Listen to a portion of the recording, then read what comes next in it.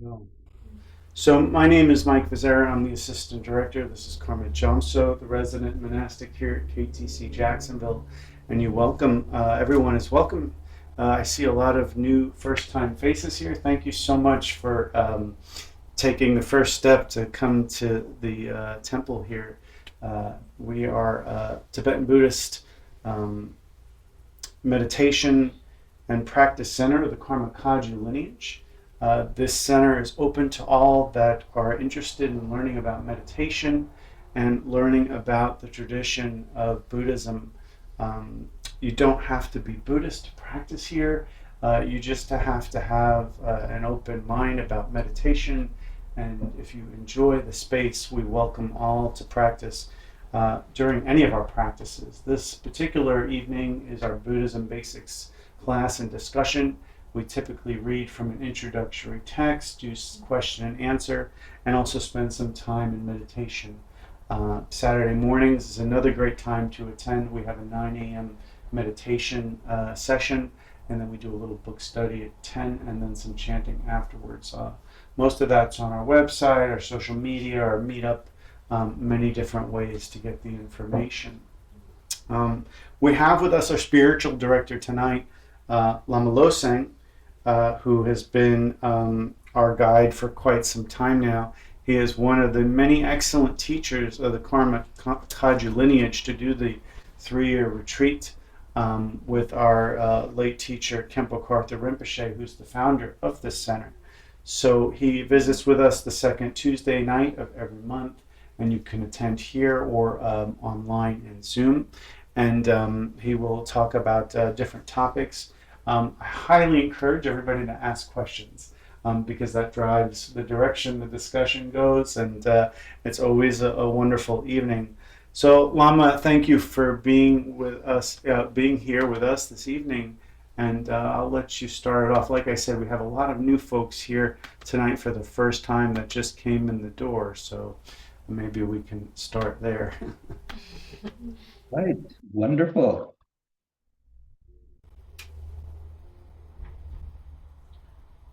I thank all of you for taking time out of your busy schedule to be with us here tonight. There we go. So I thank you for being here. And as Mike said, I like this to be interactive. And usually I think the reading of the text is still Dharma Paths, and we've been discussing that, which is an excellent introductory text by our teacher, Khenpo Karthar Rinpoche, the former abbot of the Karma Dharma Chakra, the North American home of the Karmapa, who is our lineage master. And so this is the North American home that's in Woodstock, New York. So it's always my pleasure to be here and to see all of you. We now are establishing a bond with each other, so that is good. I'm going to start by chanting the refuge and bodhicitta prayers. We usually start with that, and then a short prayer in addition to that. What I'll do is chant it twice in the English and once in the Tibetan. And if you know it, you're welcome to chant along. If not, you can just listen. So I go for refuge to the 3 jewels and the 3 roots, the sources of refuge. And in order to establish all beings in Buddhahood, I generate a mind of supreme awakening. I go for refuge to the 3 jewels and the 3 roots, the sources of refuge. In order to establish all beings in Buddhahood, I generate a mind of supreme awakening. Kunjok Sundang Sawasum, Chapne Namla Chapsuchi, Drokum Sanjay Laguchir, Jangju Chokdu Semkedo. Lon Sawe Lama Rinpoche, Dakichiwo, Pede Digla, Padanchimpo Gone Jasumte, Kusantuji Nups, Udusur. All right, so good evening. And where did you leave off in the text, Mike? We were, well, to the best of my knowledge, You were we, here. I was not, so we were both talking about bodhisattvas, right? Right. In Dharma Pass, we were in just starting into the questions. We were reading on entering the path of the Bodhisattva. Our Saturday morning book, a lovely little jewel called The Golden Eight Petal Lotus, written by Lama Losang. Oh, We are uh, in chapter 4 of the paramitas, and we're about ready to start on the fourth paramita, uh, which is the perfect joyous effort. And Lama, I have a few questions I think that have come about from some discussions of folks. So just let me know when you're ready. I can provide some. all right, let's go ahead and begin with that. And we've got lots of things to talk about with the paramitas and the practice of the bodhisattvas, and that we're doing a lojong. We are now actually on the fifth series that KTD is sponsoring, and that is free for everyone. You do have to register it, and you can go on the KTD website, kagyu.org, and register. It's Dharma Paths. That's the name of the sequence of these teachings, and we've started with shamatha and a variety of other beginning teachings, the life of the Buddha, and so on. And now it started with Lama Karma, was the first, leading us off with a little history about Lojong and its practice.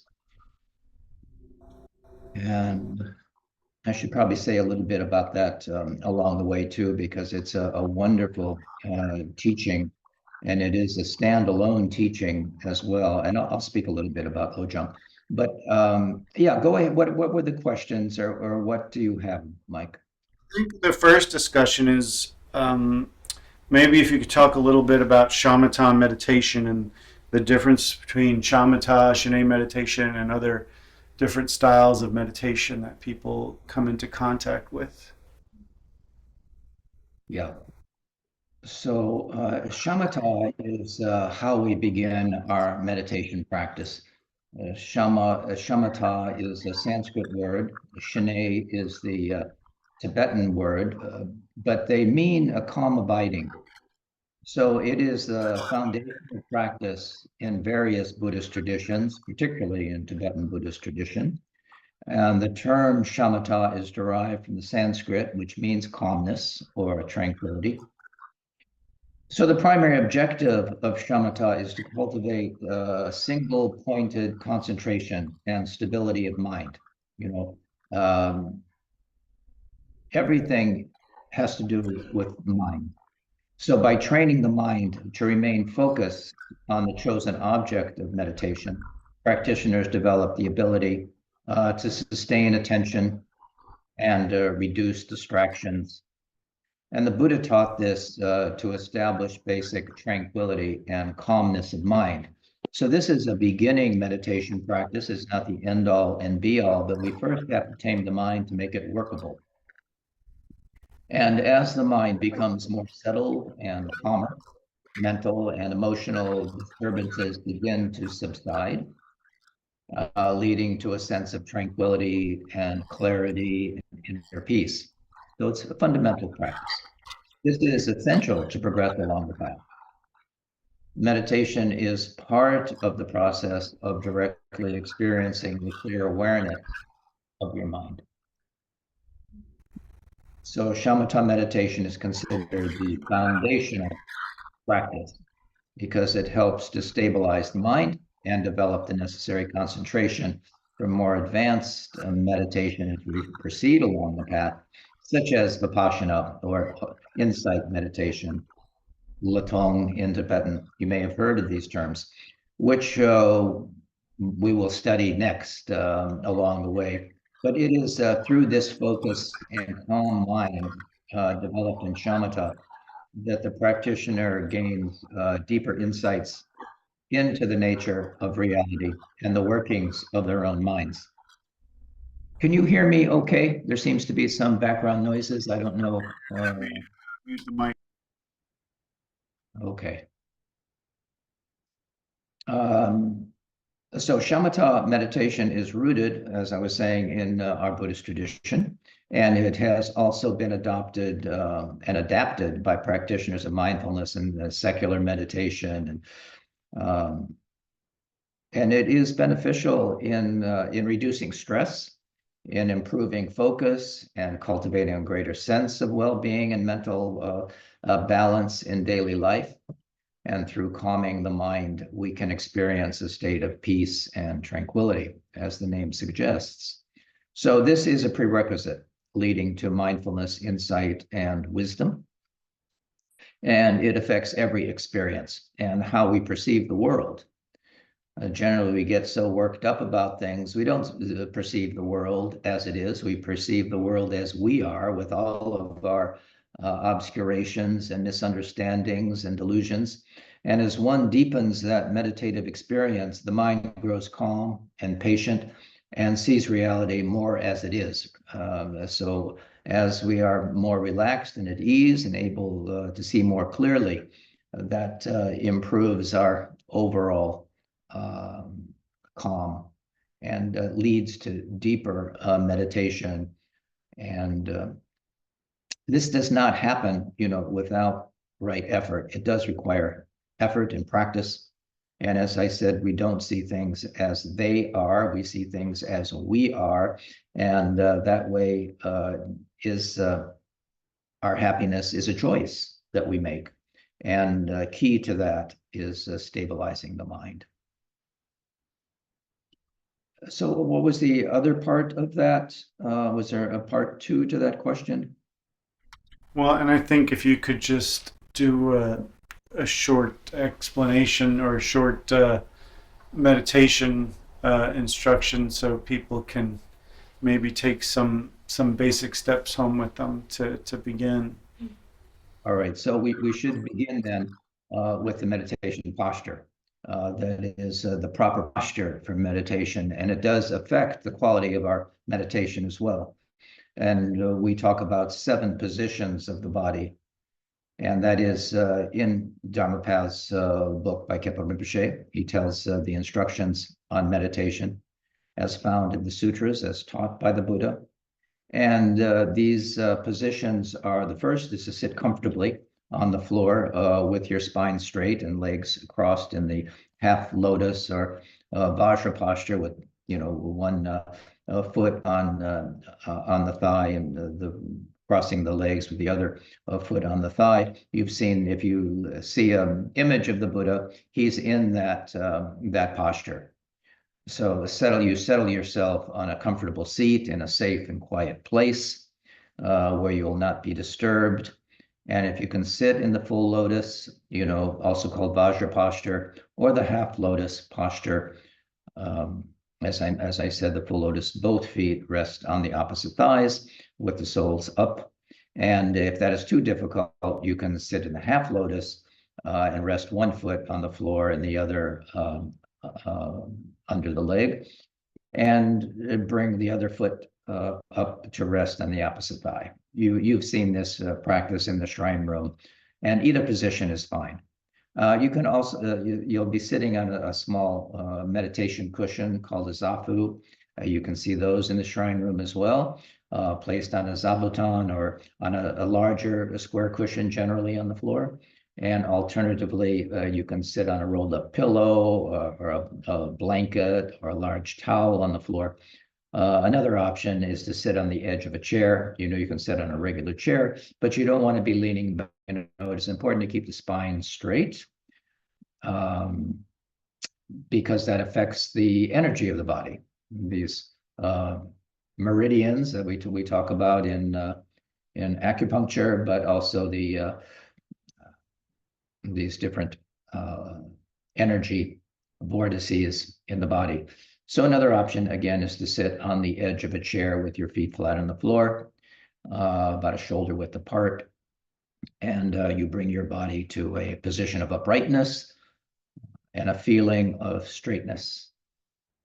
as if you're being suspended from the heavens by a string, you know, from the top of your head, you're nice and straight. And everything, it's often the image is used as a stack of coins, one on top of the other, representing our spine, our vertebrae. But the spine is kept straight. So bring your body to a position of uprightness and a feeling of straightness. If on the floor, you know, you're sitting in the front of your cushion with your hips and buttocks about 3 or 4 inches above the floor on a cushion, you know, for best alignment of your spine. But ideally, you know, you can be more flexible to be able to do that. But if your legs, if your knees aren't flat on the floor, you can put a cushion underneath your knees so that they're not just in space. That will make it hard on your back. You want to have this kind of V triangular thing with the knees and the base of the spine all relaxed and settled on the cushion and on the floor. So over time, you'll find these very stable sitting positions. And as you look at the tankas, those paintings on the wall in the shrine room, you will see the Buddhas and Bodhisattvas and Yidams in that posture. They're, you know, this is referred to as the positions of indestructibility. So giving the sense of being well-grounded, immovable, like a mountain. And that does affect the quality of your meditation. So that's the first one. The second one is the position of the hands. You place your hands in one of 2 contemplative gestures. You can place the hands palm down on your thighs above the knees. And Khenpo Rinpoche says to place the thumb in the ring joint and then a gentle fist and that palm down on the knees. That is the first posture. However, the next position is probably more traditional position for the hands, placing the back of your right hand in the palm of your left, or with both palms facing up, you know, and the thumbs gently touching, and that resting in your lap, and your thumbs are about at the level of your navel. So the hands are, the shoulders are back, hands are in the lap, right hand in left, thumbs gently touching about at the level of your navel. So your hands will naturally rest about 4 finger widths of the navel in your lap and touching your thighs close to the abdomen. And in this posture, your thumbs are in approximately the level of your navel, as mentioned. So either of these positions is fine. Find the one that's most comfortable for you. You might experiment a little bit and see which is most comfortable for you. And of course, you can vary that a little bit, alternating between the different positions for the arms and hands. So that's the second, the placement of the hands. The third is the spine. And again, we come to that. Avoid any tendency to lean forward or back or side to side. Relax the belly, relax the shoulders. Feel you are being gently pulled up, you know, as I mentioned, as if by a string from the crown of your head, straightening your upper, your vertebrae. And as you continue your meditation, you can make micro adjustments as needed to maintain your straightness throughout your sitting practice. You're being gentle, you're not straining, but you're aware of what's going on in your body. You're aware of what's going on around you. You may hear sounds, you may hear other things. We're not shutting down our senses. We're aware of what's going on. We're just not going to follow the different kind of things that grab our attention. So the third one is keeping the spine straight.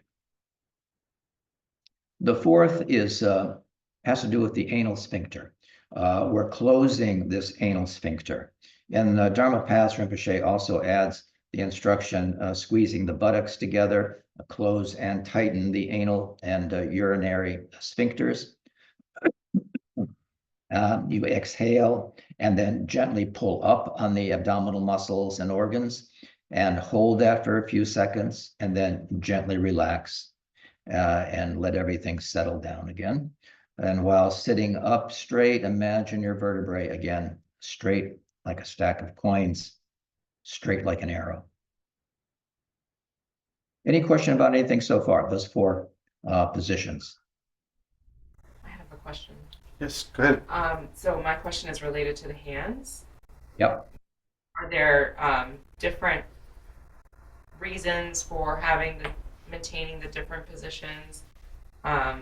This one in particular feels this one feels comfortable to me. It feels like an energy, like the energy is looping through my body within a closed loop.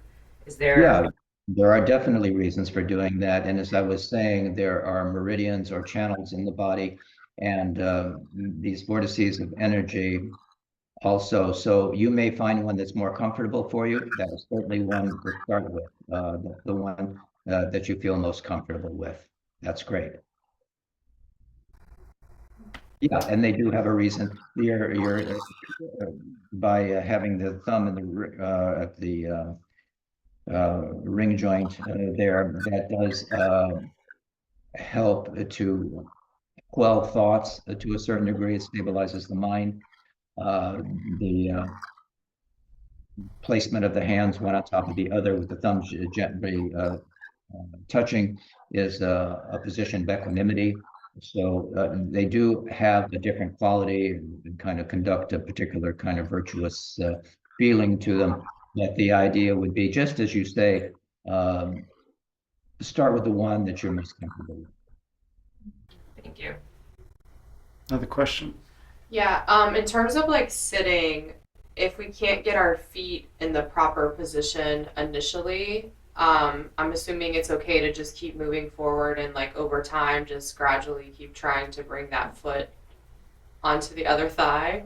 Yes, ultimately, yes. I mean, as we get older, sometimes we lose flexibility. This is still the most comfortable posture for me because I'm used to it. But some people have to really build up to it, and that's fine. The yoga postures. If you do yoga, you do these kinds of things. Yoga is there are different yogas, as you probably know. Hatha yoga that we're more familiar with for the physical postures are to help you sit comfortably for extended periods of time, to sit comfortably without distress. So, there are certain postures to help open up the knees or the hips or the different areas where you might have some constriction.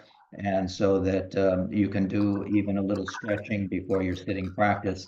But do what you can to keep that area open. Men often actually have more tension in their hip areas.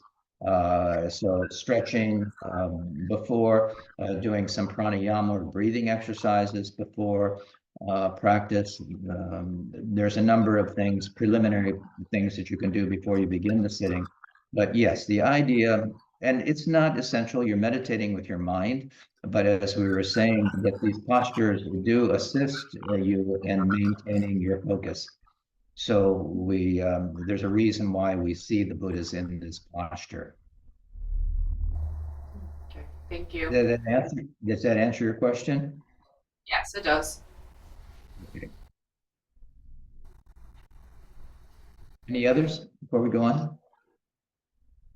I have a question. Go ahead. If we're using our malas for meditative practices, how does that affect our posture how we use our hands or how we rest our hands?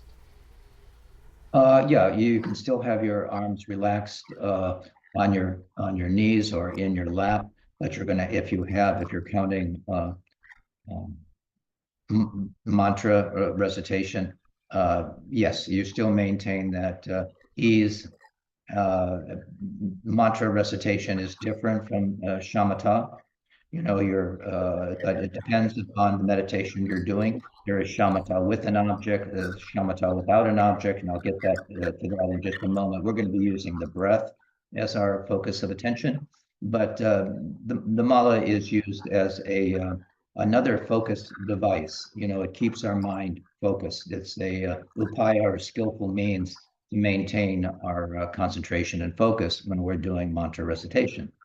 And of course, to keep count. I mean, when we do mantras, we're usually doing a mantra in relationship to a yidam, and to complete that yidam practice, there's usually 100,000 repetitions for each syllable. So the 6-syllable mantra, like Om Mani Padme Hum, that means 600,000 repetitions get you to a place that you may begin to experience the effectiveness of this mantra. You have absorbed the blessing. If you do it, of course, skillfully and mindfully, there is a result. There's a reason why we do this recitation practice.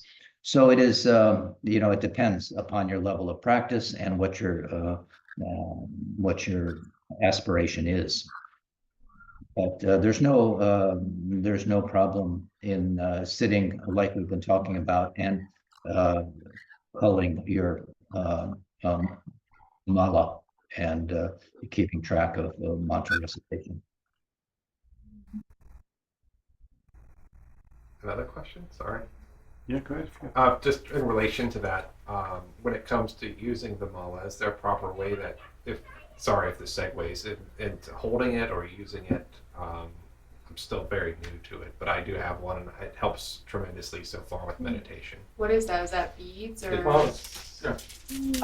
Okay, that's what I thought. Okay. Yeah. And you count them as you meditate.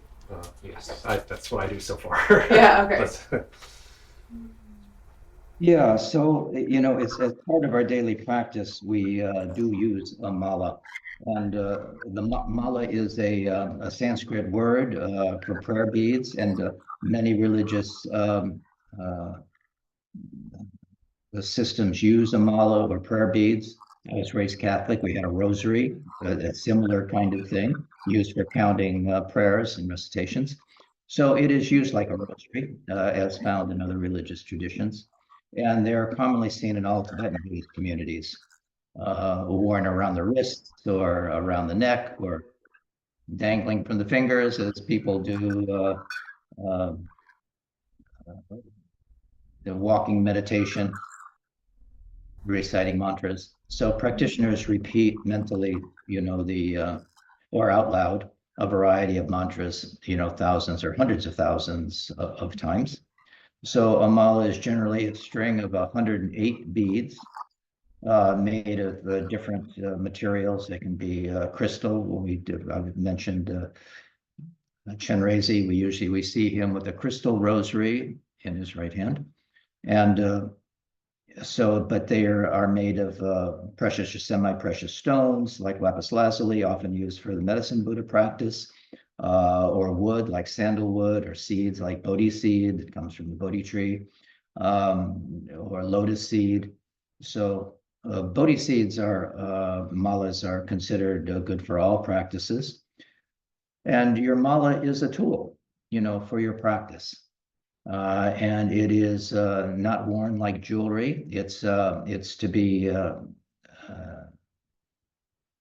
revered. You don't throw it around, or just like we say, you don't walk over books or images of the Buddha or things like that. Your mala is considered a sacred tool.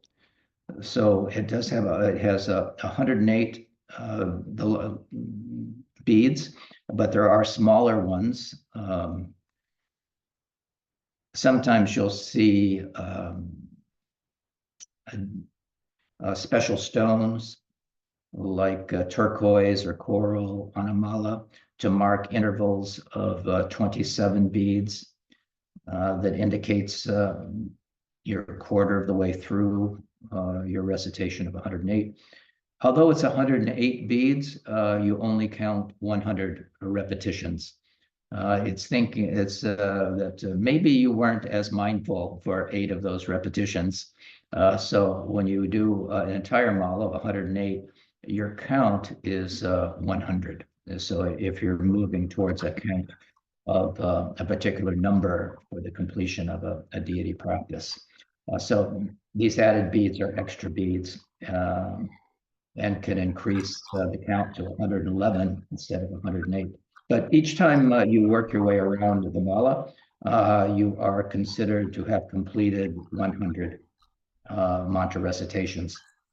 The added extra beads are to make up for any distractions or miscounting or mistakes that you may have made along the way.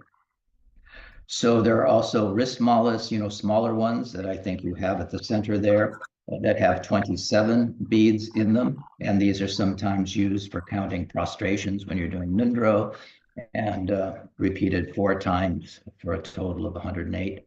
And even if you're not actively counting repetitions of a mantra, proceeding bead by bead through the mala serves as a focus, to calm the mind. And also on the mala, there's one larger bead, sometimes called a guru bead.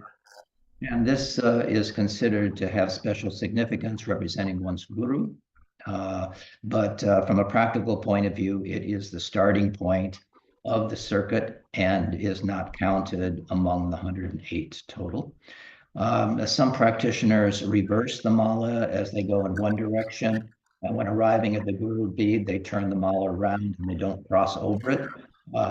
There's no strict rules when it comes to malas, but as with most things in Buddhism, what matters most is your intention and your attitude of devotion and bodhicitta, the mind of enlightenment, cultivating loving kindness and compassion for the benefit of all beings. So we begin with the first bead next to the guru bead, and you hold the bead between the index finger and the thumb and recite your mantra out loud or silently. Then you move, to the next bead with a rolling kind of motion of your thumb and continue to repeat your mantra until you get to the guru bead. And now having completed 100 mantras, when you've gone all around that circuit, most practitioners do not pass over the guru bead, but instead reverse the direction by turning the mala around and starting a new circuit of 100, going back the way they came. So it is another skillful means to cultivate mindfulness. Some say that if you continue in the same direction, crossing over the guru bead is like stepping over your lama, something you don't want to do. So when counting higher numbers of mantra recitations, as in yidam practices or nindro, it's helpful to have, you can have counters on your mala as well. There's a lot more we could say about the mala. Often you'll see 2 shorter strings with 10 small beads with a miniature dorje on one end of one and a miniature bell attached to the end of the other string.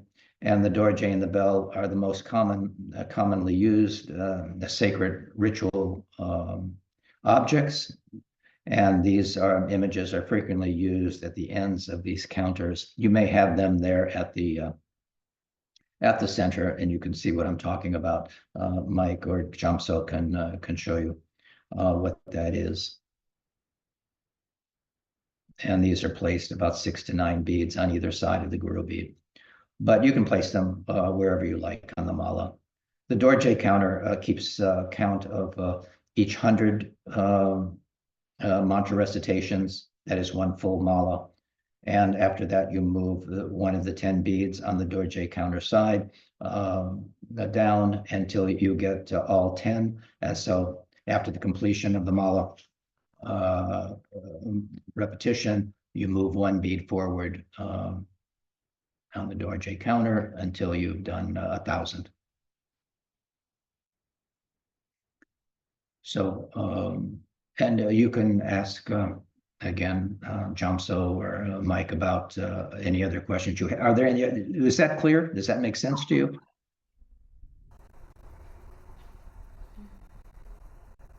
And after completing 1,000, then you'd move the counter with the bell on it one. After 1,000 times, you'd move that one. So you'd be moving 2,000 times. Anyway, that's the way you keep up, when you're doing many recitations.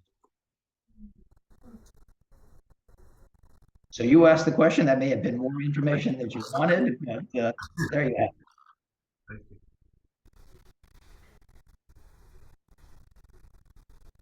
So I mentioned the dorje and the bell. You know, when we do certain practices, we hold the dorje and bell. The dorje is always held in the right hand during rituals, and it has you'll see what the dorje looks like. It has a symmetrical shape and a central axis and four prongs representing the four measurables and compassion, loving kindness, empathetic joy, and equanimity.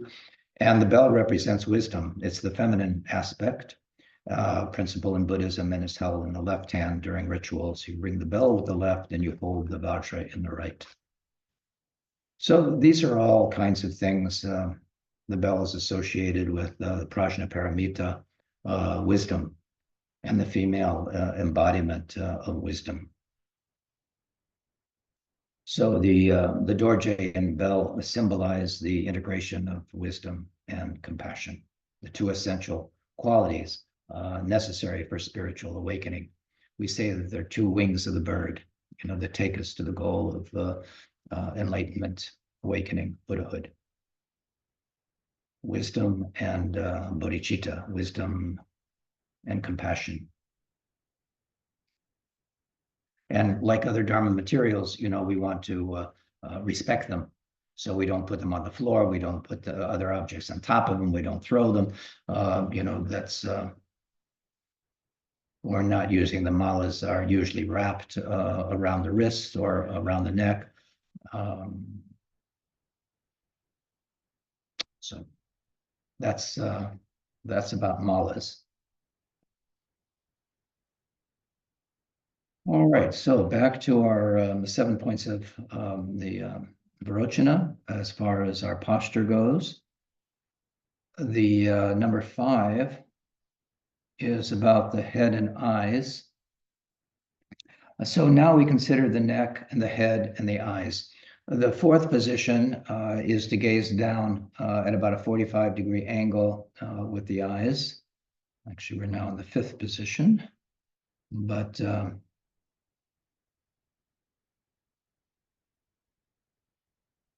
yeah.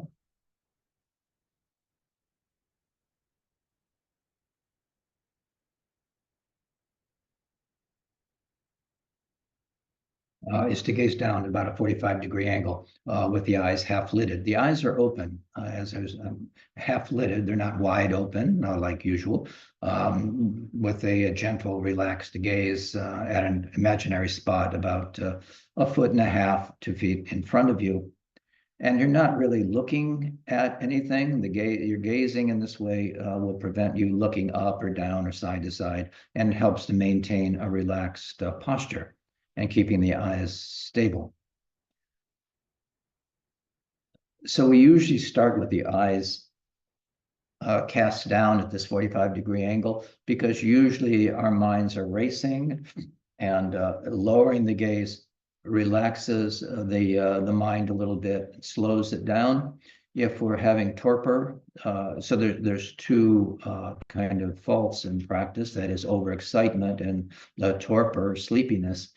So usually we're overexcited, and so bringing the gaze down brings the energy down. And if we want to bring it up because we're sleepy, tired, we call it torpor, we bring the gaze up, and you can look kind of straight ahead, and it will bring your energy up in that way. So these are antidotes to both overexcitement and to laziness or torpor or sleepiness. So we can improve the quality of our attention with the position of the eyes in that way.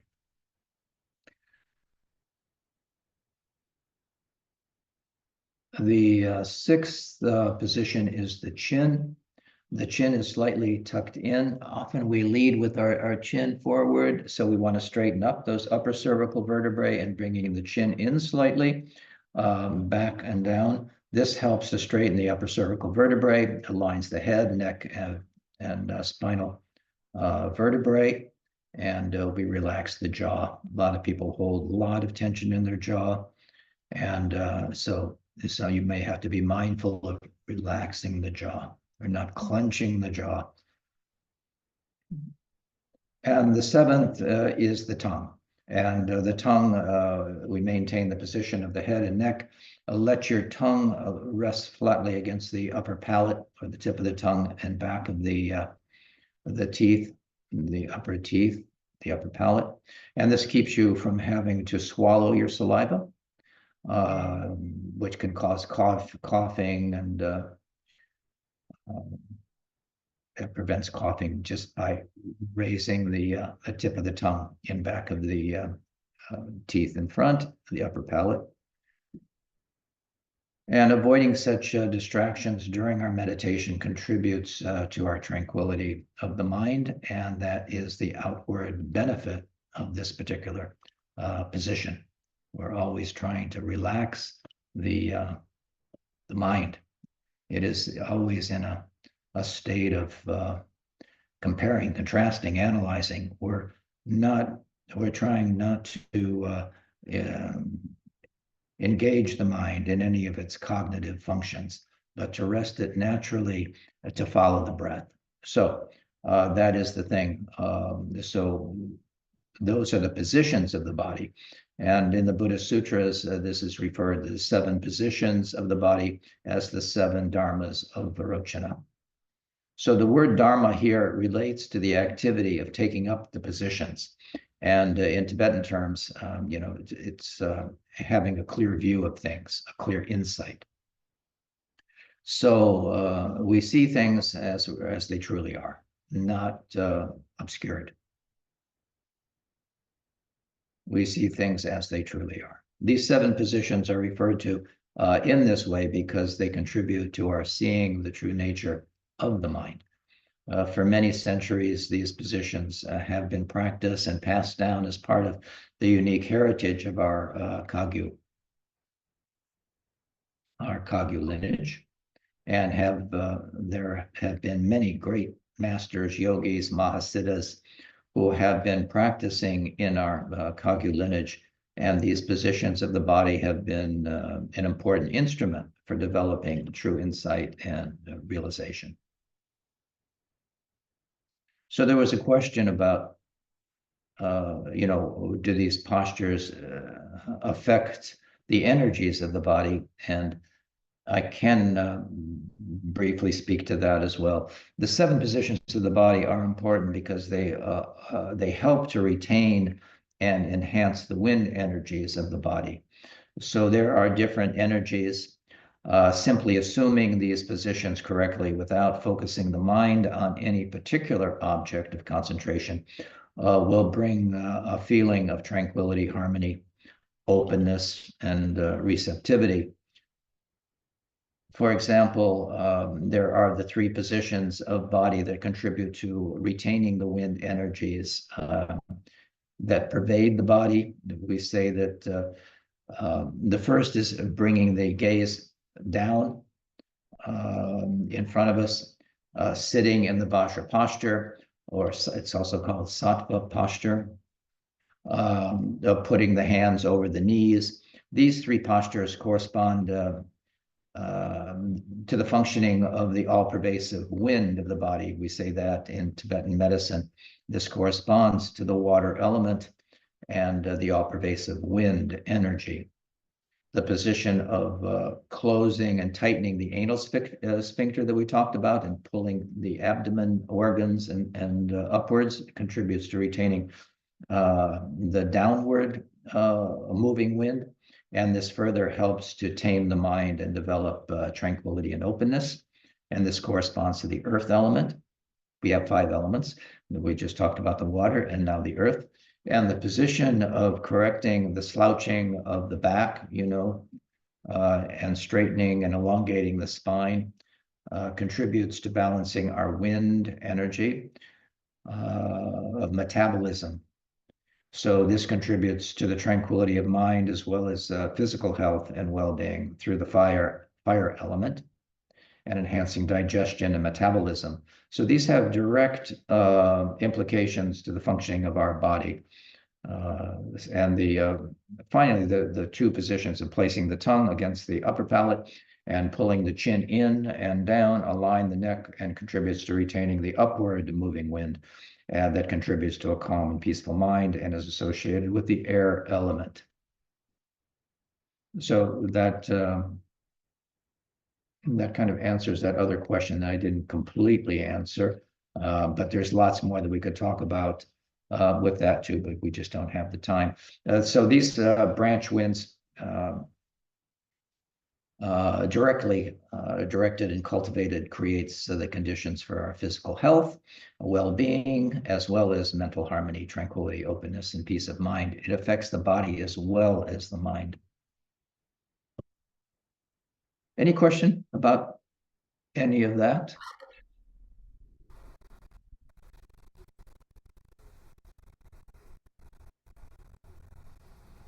Yeah, because some people are not accustomed to these different positions, or because of differences in flexibility of our bodies and so forth, some may be able to do the postures easier and more immediately than others. But whatever the difference is, it's important that these positions be understood and that we commit to daily meditation practice and correct the postures helps, doing the correct postures helps the mind find peace and strength and control. And it benefits the physical body, as I was saying, by bringing the energies and the elements into balance and harmony, creating conditions for awakening. So for those not able to sit in the above positions, you may also sit, as we said, in a straight back chair and sit toward the edge of the chair and avoid leaning back. Keep the feet flat on the floor, about a shoulder width apart. Hands are still in the same positions that we talked about, resting on the knees or in the lap. And experiment, with your postures, keeping the back straight, staying relaxed, and observing the other points for your meditation practice that we talked about.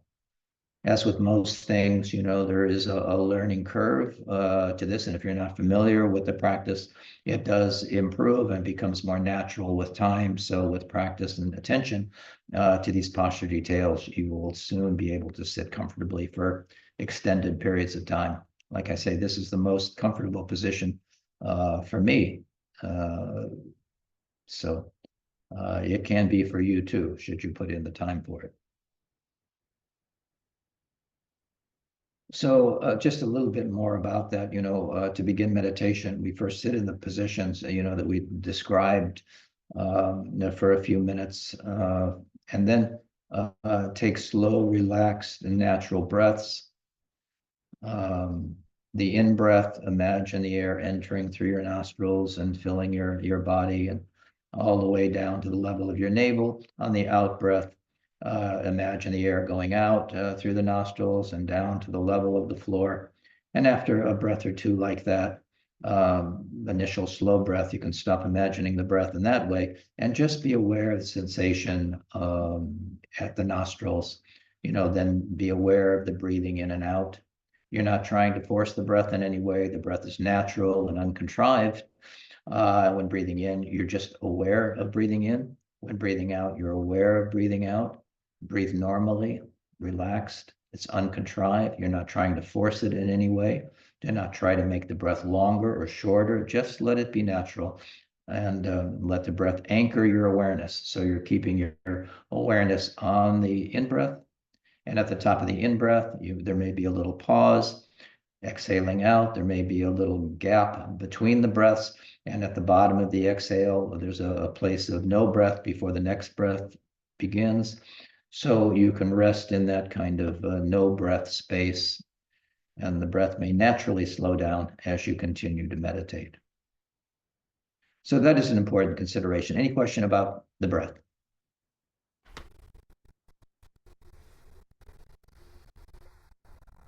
So the next instruction is don't follow distracting thoughts. There will inevitably be thoughts, but we're following the breath, which keeps your mind sharp and clear and focused. So keep focusing on the sensation of the breath, as this gives the mind something to follow instead of a thought. We're actually using that to anchor our awareness. And when breathing in, you're aware of breathing in, and when breathing out, you're aware of breathing out. And should a distracting thought arise, just label it thinking and return your awareness to the breath again. And you may do this a lot of times. Your mind is very facile and it will go from thing to thing. Post the sentinel of your awareness to observe the thoughts immediately and then return to the breath.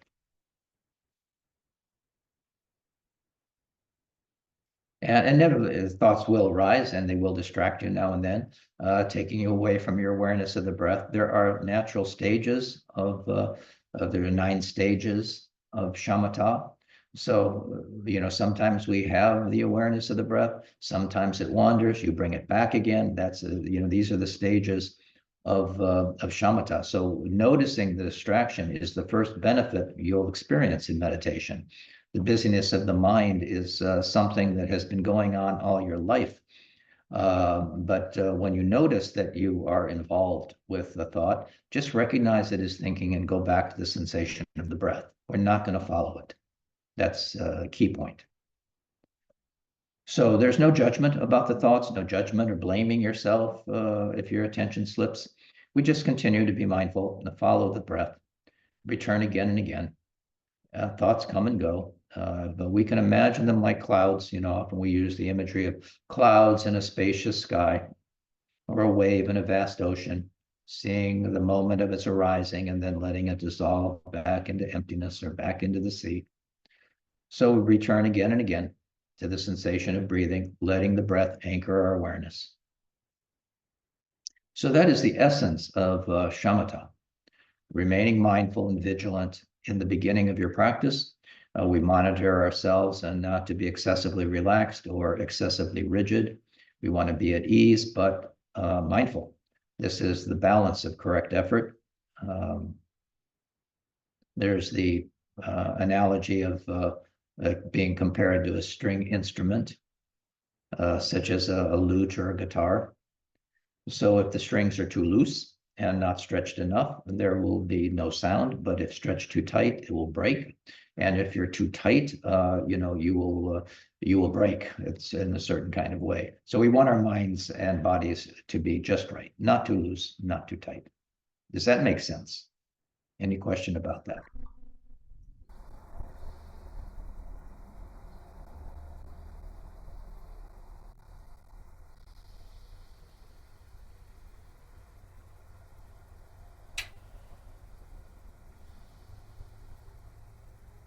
So just do the practice without hope and fear and see what happens. Maintain an open and joyful attitude. This is, we talked about the paramitas. One of the paramitas is joyful perseverance. So we practice our meditation joyfully. We are so fortunate to have found the Dharma, to have come to study the teachings of the Buddha. So we have, we make this precious human birth precious by practicing during this time and not wasting this precious human birth that we've been given. And we've had the good fortune of finding the Dharma. Now we don't want to lose it. It is like a precious jewel, that it would be a waste to just throw it away. So it's more important to meditate regularly every day, even if only for a few minutes when practicing meditation. I usually say, start with 21 breaths twice a day. So, it doesn't take long to do 21 breaths. So you inhale, exhale 1, inhale, exhale 2. So that just adds another dimension of the counting to 21. And then you can do it again but if you lose your focus, if you lose your attention, you find your mind wandering and you lost your count, then you start all over again from 1. You need to be able to go from 1 to 21 without losing your count from distraction, getting lost in some thought, feeling, emotion. And that's how we train. So it is important to practice regularly and every day. It's easy to skip a day and then we skip another day and then our our meditation practice is done. We just don't go back to it. So if we do this for 21 days, I say 21 breaths for 21 days, we've established a process, constructing a new lifelong habit of meditation. So 21 breaths for 21 days. And after 21 days, you can begin to let go of the counting and just be mindful of the naturally riding the wave of your breath and stay present and aware. You don't have to count anymore. That's another cognitive kind of exercise, and we're disengaging from our cognition. We're having the direct experience of our breathing, and we can leave off the counting. So you can also extend the length of your time of your meditation practice and add a second session of practice. So we are now strengthening our mental muscle. This is in meditation. It is like when we go to the gym, we don't start with 100 pounds or whatever the thing is. We start with what we can do without strain or without hurting ourselves. And we progress until the time that we can add to it. So in the same way with our meditation practice, we are strengthening our mental muscle, and we can kind of look at it like that. But it is important to establish a daily practice. Have a place where you do your practice. That is also helpful. Start by selecting a location for your practice. And, it can be a corner in your bedroom. It can be any quiet spot where it's clean, it's quiet, gives you a natural calm feeling. That will work.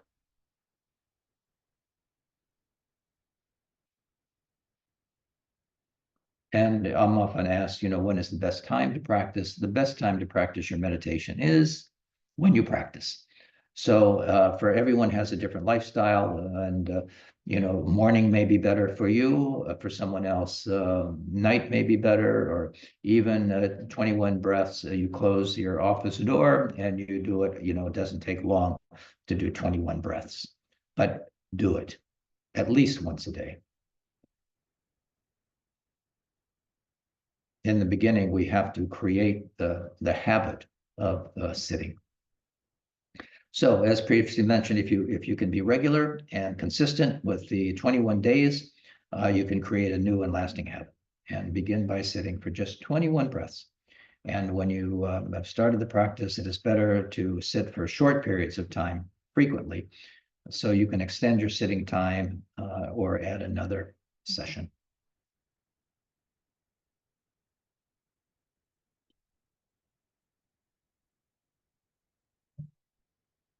And if you are so inclined, it's nice to have a little shrine.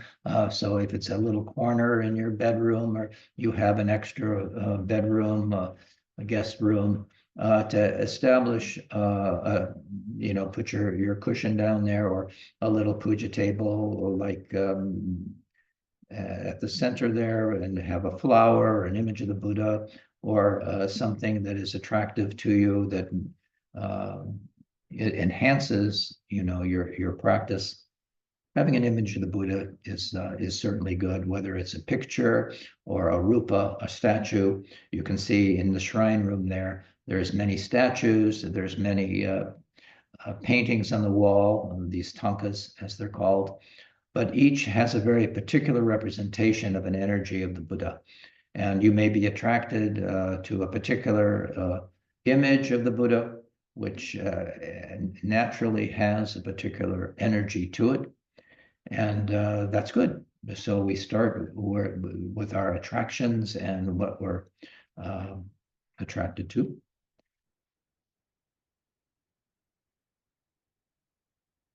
But we really want to cultivate a mind of enlightenment. I mentioned bodhicitta, so that we wish to attain enlightenment, motivated by great compassion for all suffering beings, all sentient beings.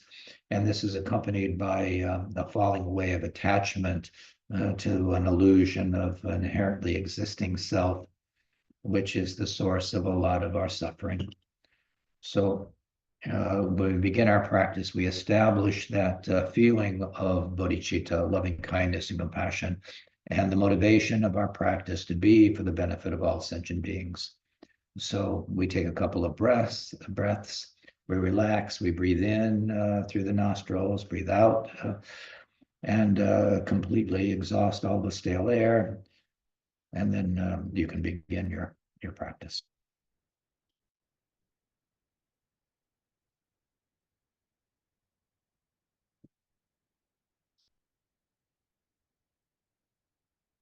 Questions or comments? Any questions? Doesn't have to be about what we're talking about. If you have other questions. When you do your breath work, are you breathing out, like out of your mouth, or can you? You're breathing through your nose. I mean, you can do some preliminary breathing pranayama, like you might be familiar with in yoga. That's fine, cleansing breath. But when you're doing shamatha, it is through the nose. So you can feel the cool on the inhale with the nostrils. You feel the warmth on the exhale. That is another kind of. You want to be aware. You want to be aware of the breath, the expansion of your chest or belly, your seated, your posture. You want to be awake. You want to be aware. We're not cutting off our awareness. We're expanding our awareness. But yes, we're breathing through the nose.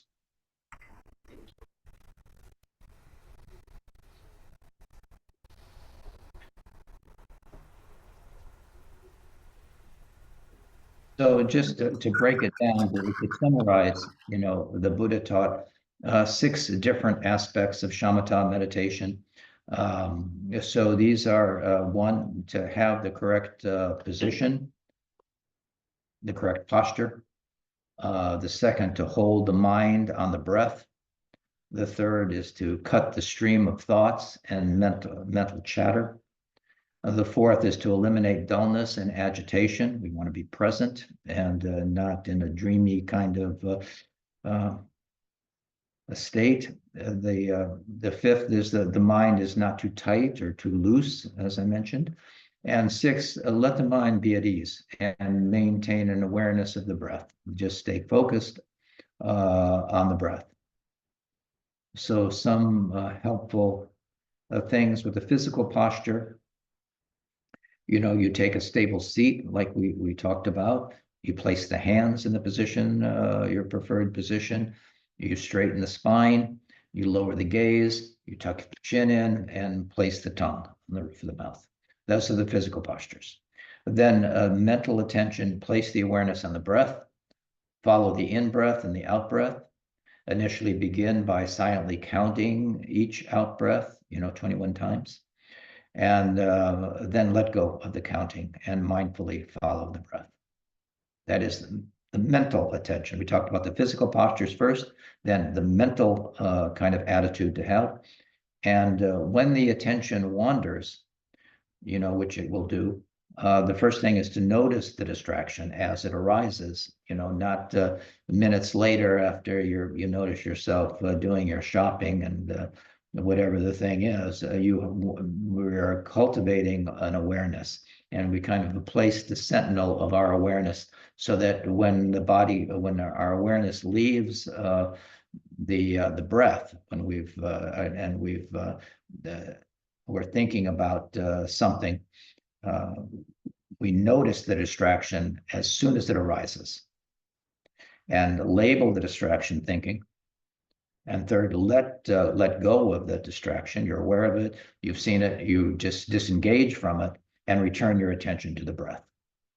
That's when the attention wanders. Those are the method for bringing your awareness back to the breath. You notice the distraction. You label it thinking. Let go of the distraction and return your attention to the breath as quickly as you can. And as we mentioned, the mind is not too tight. The body and mind are relaxed and at ease. You're relaxed and comfortable. No strain or forcing attention. Mind is vast like space and free of stress. And again, not too loose. It's not too tight, but it's not too loose. The mind is clear and free of dullness. And notice distractions as they arise. And be mindful. Remain present. And just ride the wave of your breath. So that's a summary of what the Buddha taught us. Okay, Lama, we have a question. Okay. So I haven't heard you mention anything about closing your eyes, just lowering the gaze. So, do we maintain a lowered gaze throughout? Yes, you do. The Buddha said, if you look at images of the Buddha, his eyes are always open. So it's like being in the world, but not of it. The eyes are half lidded. So most of you are probably familiar with meditating with your eyes closed. That's not what the Buddha taught. You can do it. I mean, you can see how it is one way or the other, but these are not my ideas. I'm teaching you what the Buddha taught. So I would suggest we try that. My other question is if you could review the what you're supposed to do with the lower part of your body. If you could review that over again, because it was Yes, little- we're closing the lower sphincter. Is that what you're talking about? So the anal sphincter, and it's just briefly in the beginning, we close the sphincter, the anal sphincter, urinary tracts, with the lower gate, these gates, we close them. So that we do that with the sphincter, and we pull up gently. You're exhaling, close the gate, pull up on the abdomen, and bring the organs up. In so doing, this is like a yogic exercise, and just hold that for a few minutes, a few seconds actually, it's not a few minutes, and then just gently let everything relax down again.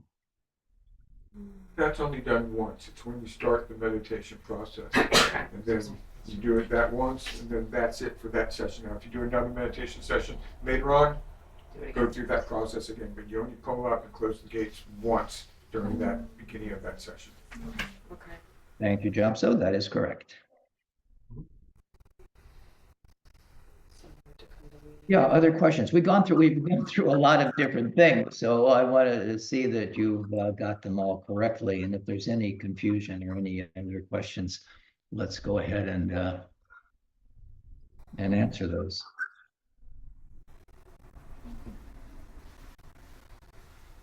You know, we are like time travelers. I mentioned this, that, you know, watch for projections in your meditation, you know, projections into the future, reflections in the past.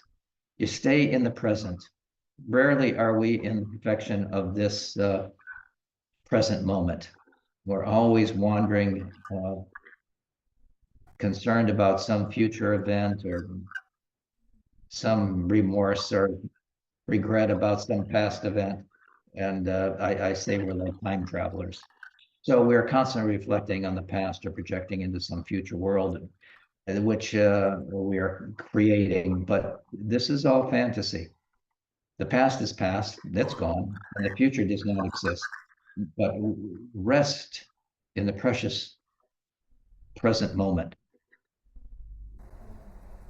free of the tyranny, as I mentioned, of our subjective mind pushing and pulling us in all directions. This is a very grounding meditation, being present-centered. But you will notice, first of all, you know, the constant barrage of mental chatter that require, you know, it requires a great deal of energy, you know, to maintain all of this internal noise. And it's exhausting. So there is something that we can do, fortunately, to bring some sanity into our lives. And you have the good fortune of having a meditation center there near you, and where you can get your questions answered. So make use of it. Do attend the center. Do your reading and contemplation. We say we hear it, we contemplate it, and we practice it. Those are the things that keep us on the path and keep us moving forward. So again, we want to have the correct posture. We want to hold the mind on the breath and cut the stream of thoughts and mental chatter. We eliminate dullness and agitation, and we keep the mind at ease.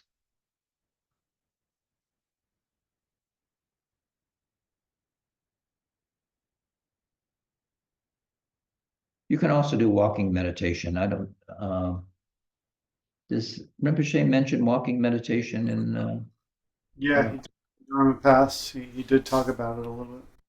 So it's for Westerners, it's nice to kind of augment your sitting practice with walking meditation. The Buddha said to practice mindfulness while in 4 postures and all activities. So in meditation retreats around the world, yogis practice mindfulness when walking, standing, sitting, lying down. They practice mindfulness at all times and all situations. So we want to add that to the mix. It's not just when we're on the cushion. We want to be mindful as much as we possibly can. So we can do walking meditation at any time, and by itself or in conjunction with our practice. And meditation, there's no when you're walking, just know you're walking. Your awareness is on your feet. This is the meaning of the term mindfulness and awareness, and thus is another skillful means for enhancing mindfulness. So it was the Buddha himself who first taught, the walking meditation, found in the Great Discourse, the foundations of mindfulness. But it's not done so much in Tibet. But for Westerners, I think it is very helpful. Instead of stopping your meditation if you feel lethargic or sleepy, you may feel agitated or bothered by some pain, some discomfort. Instead of stopping your meditation, it's better to do a combination of sitting and walking practice. So the movement of walking meditation helps wake us up and improves the clarity of our mind by improving the circulation of qi and blood in the body. So this is part of the vital energetic life force of the body. And so one of the other important reasons for walking is that it helps with post-meditation. So again, it's not just on the cushion that we're meditating. It is in every activity when we're engaged in activity at work or with others. So an important reason for walking meditation is that it helps with post-meditation. We can bring our meditation experience to our daily life as we move and go about our daily activities, but without leaving the meditative mindset of peace and tranquility on our meditation cushion. This takes you closer to bringing meditation or some sense of meditative momentum into your day-to-day life. And this bridging between formal and informal practice is an important step.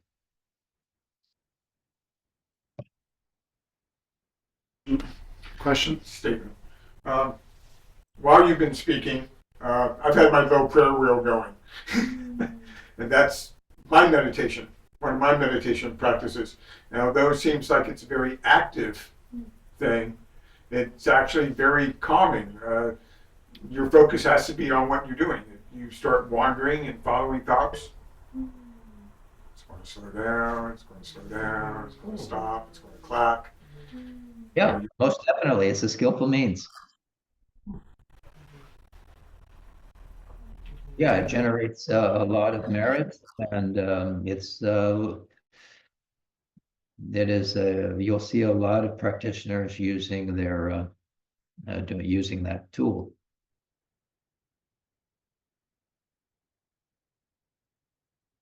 But do you want a specific instruction for walking meditation?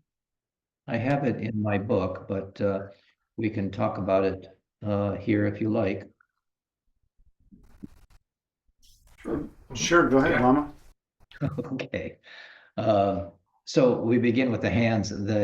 We hold the hands in front at the level of the navel. It can be very similar to the way we have the hands in meditation, with the right hand, in the left, thumbs gently touching, similar to our sitting practice. This is the gesture of mindfulness and equipoise.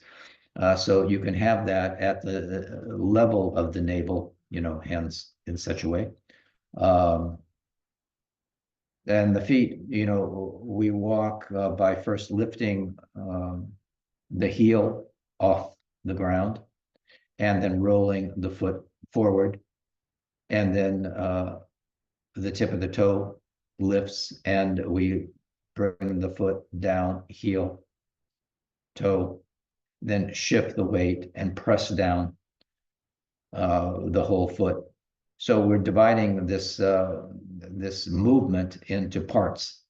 So we walk first lifting the heel up, then rolling the foot forward, and then the tip of the toe, and then lifting the foot off the ground and moving it forward, taking the step, placing the heel on the ground, then the whole foot, and then pressing the foot down and shifting the weight.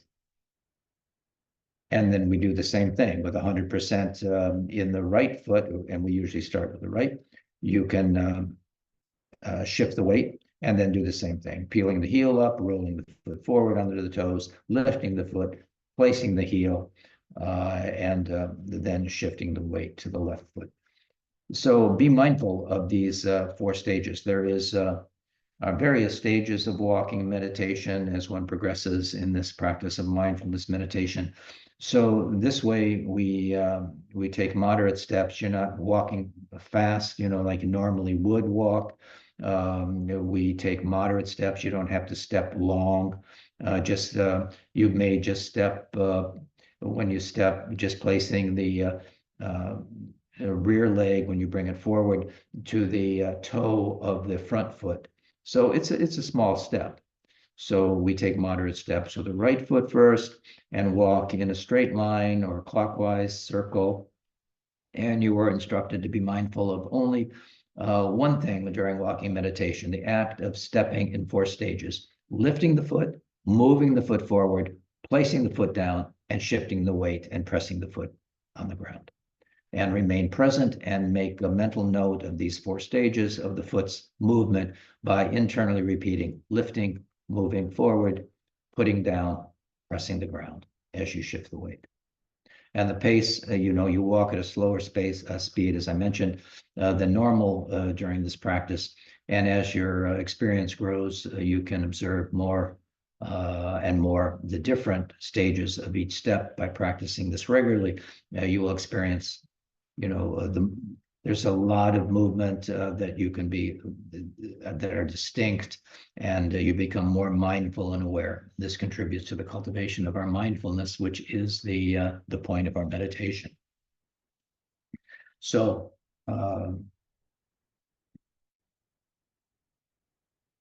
you might have, before doing this, you might have thought that a step is just one movement, but there are a number of stages for every time we take a step.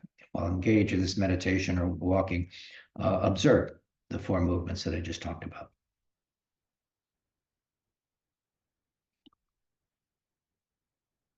Well, I think we covered, didn't know what we were going to cover today, but there we have it. Any final questions that you'd like to ask about anything, your personal practice, anything we talked about today that needs clarification, and we'll do a dedication of merit.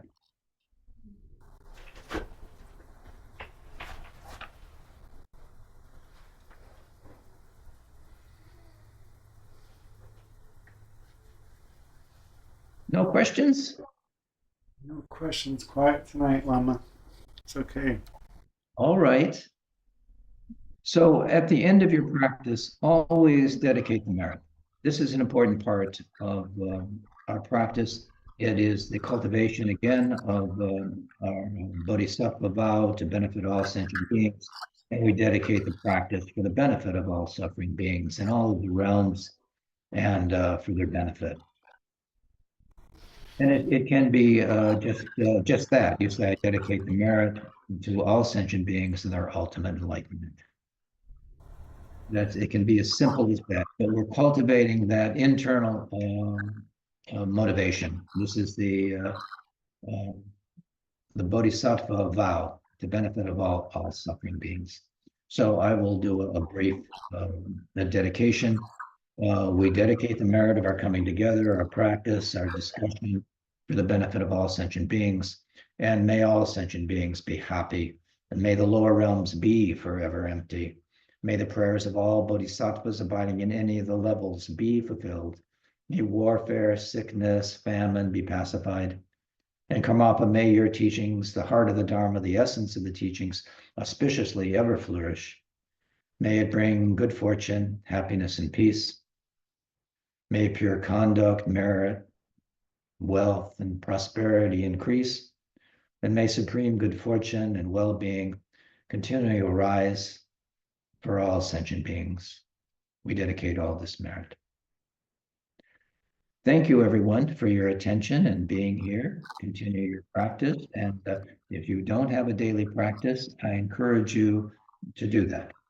So just doing what we talked about, following that instruction that Khenpo Rinpoche gave, this pretty much came from his instruction that Dharma paths, and you can make it your own. And as you progress along the path and cultivate that awareness and attention, that will lead to a greater happiness, well-being, clarity that bring,